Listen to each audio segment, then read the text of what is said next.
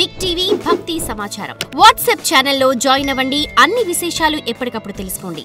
కాలము వంటి యమున. ఎందుకని కాలమునకు సంసారమునకు పెద్ద తేడా ఏం లేదు. కాలగతిలోనే సంసారం ఏర్పడుతుంది. కాలగతిలోనే సంసారములో మగ్నులమవుతాం. కాలాంతర్గతముగానే మృత్యు వస్తుంది. వీడు సంసారములో ఉంటాడు. In terms of his desires time వెళ్ళిపోతూ ఉంటుంది. నాకు చదువుకుంటే చాలండి, ఉద్యోగం వస్తే చాలండి, ప్రమోషన్ వస్తే చాలండి, కొడుకు పుడితే చాలండి, బిడ్స్ పిలానీలో సీట్ వస్తే చాలండి, వాడు అమెరికా వెళ్ళిపోతే చాలండి. ఈ కోరికలు తీరిపోతుంటాయి. ఇక్కడ ఉపాధి కూడా టైం అయిపోతూ ఉంటుంది. అవి చూస్తాడు, ఇది చూడడు. అడుగు నుంచి మొసలొచ్చి పట్టుకుంటుంది.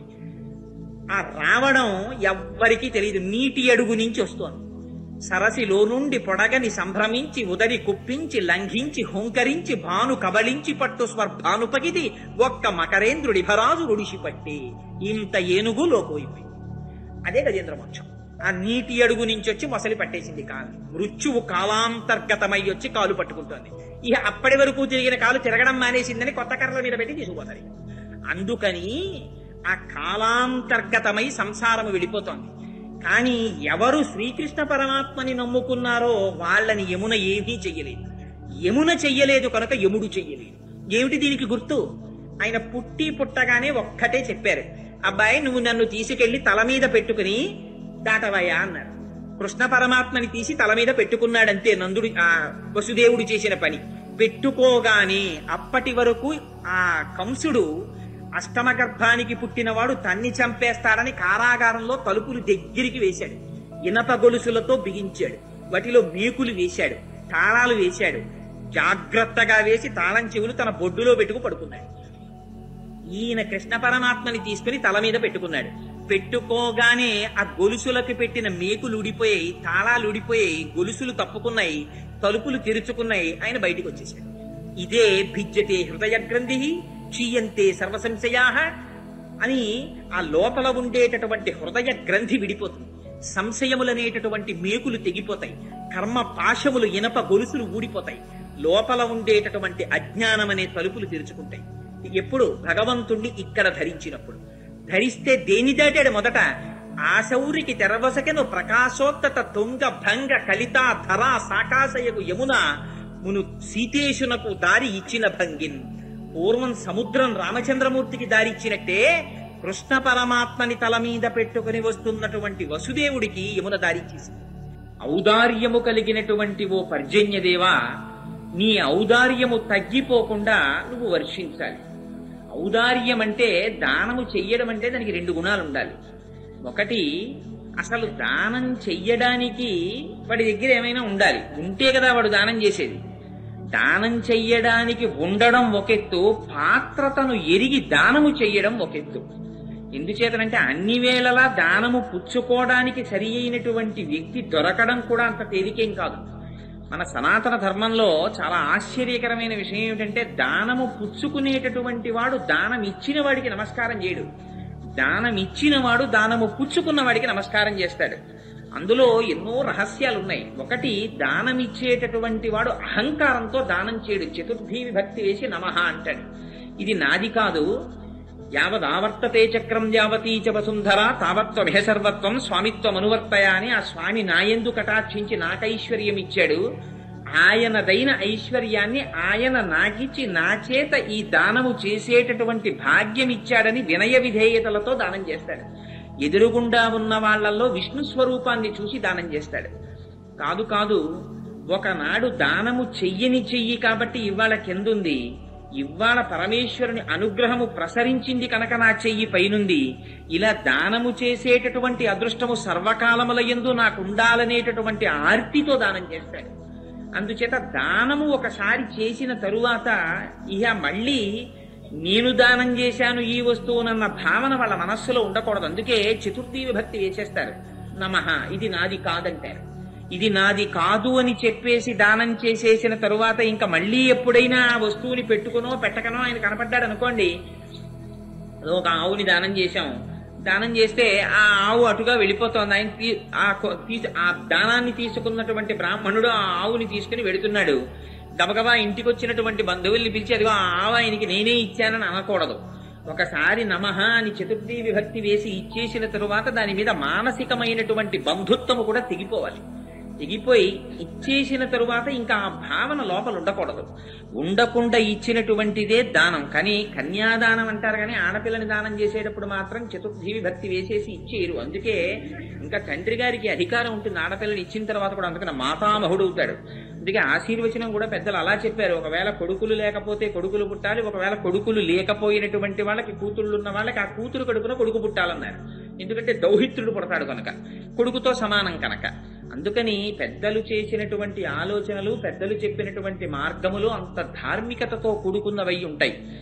సరే, ఇవాళ అమ్మవారు అంటుంది నువ్వు ఔదార్యము తరగని విధంగా దానం చెయ్యాలంటుంది. ఇచ్చేటటువంటి వాళ్ళు తమ విభవమునకు తగినట్టు దానం చెయ్యాలి. తనకి ఎంత ఐశ్వర్యం ఉండాలి, ఆ ఐశ్వర్యముతో పాటుగా ఇవ్వాలనేటటువంటి బుద్ధి ఉండాలి. ఈ రెండు కూడితే కానీ దానం చెయ్యలేడు. ఐశ్వర్యం ఉంటుంది కానీ దానం చెయ్యడు. ఎంత చిత్రం అంటే కూడబెడతాడు తీసుకొచ్చి ఈ కూడబెట్టడానికి నృసింహ శతకంలో చాలా అందమైనటువంటి ఉపమానం ఒకటి ప్రయోగించాడు మహానుభావుడు. ఎంత కూడబెడతాడంటే తేనెటీగ కూడబెడుతుంది. ఎంత కష్టపడి కూడబెడుతుందంటే పువ్వు దగ్గరికి వెడుతుంది. వెళ్ళి ఇంతంత మకరందపు చుక్కలు పట్టుకొచ్చి మైనంతో గదులు కడుతుంది. ఎక్కడో చెట్టు మీద ఇల్లు పెట్టుకుంటుంది. ప్రతి గదిలో తేనె పోస్తుంది. తేనె పోసి ఆ మైనంతో మూత పెడుతుంది. ఇంత చేసి ఎవరైనా ఉట్టినే ఆ చెట్టు కింద నుంచి వెళ్ళిపోతున్నంత మాత్రం చేత తన తేనె తీసుకుపోతారేమో అని వాళ్ళకి పుట్టేస్తుంది. అమ్మో అక్కడ తేనె పట్టు ఉందట ఎల్లకండిరా అంటారు.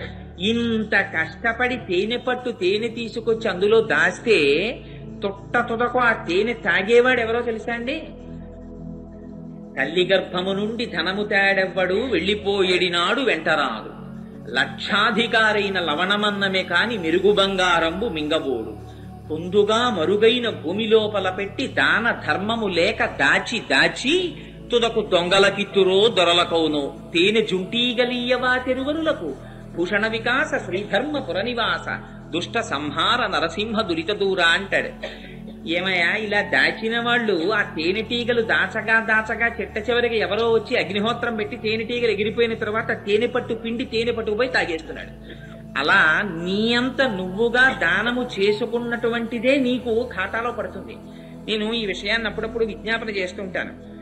మనకి ఇక్కడతో ఏం సరిపోదు. ఇది నిన్నటి రోజున చెప్పాను. వెట్టి మూట పట్టుకుని 14 లోకాల మధ్యలో మనం తిరుగుతూనే ఉంటాం. ఎంత బంధములు లేకుండా ఈ ప్రపంచంలోకి వస్తామో అంత బంధములు లేకుండా ఎగ్జిట్ కూడా ఉంటుంది, వెళ్ళిపోవడం కూడా ఉంటుంది. అమ్మ కడుపులోంచి లోపలికి వచ్చేటప్పుడు మీకు బంధుత్వం ఏముంది చెప్పండి? ట్రాన్స్ఫర్ ఆర్డర్ చేతిలో పెట్టుకుని ఇక్కడి నుంచి వాళ్ళు ఏ ఊరేశారో ఆ ఊరెళ్ళి జాయిన్ అయ్యేటప్పుడు అక్కడ ఎవ్వడూ తెలియకుండా వెళ్ళి జాయిన్ అయ్యేవాడి పరిస్థితి ఎలా ఉంటుందో, అమ్మ కడుపులోంచి బయటికి వచ్చిన వాడి పరిస్థితి అలాగే ఉంటుంది. వాడికి ఏం బంధుత్వం ఎవరు తెలుసు వాడికి? ఈ అమ్మ తెలుసా, నాన్న తెలుసా, అన్నదమ్ములు తెలుసా, అక్క చెల్లెళ్ళు తెలుసా, ఎవరు తెలుసు వాడికి?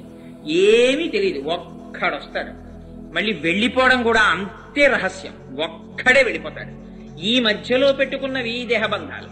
ఈ దేహబంధాలతో తాపత్రయం పడి ఆఖరణ వెళ్ళిపోయే ముందు ఆర్తి చిందిపోతాడు. ఒక్కసారి రెండో కొడుకుని చూడాలనుందని పాపం ఫోన్లు చేసి నేను చూసా అలాంటి కేసు ఒకటి. అందుకనే దాన్ని ఉదాహరణ చెప్తున్నాను.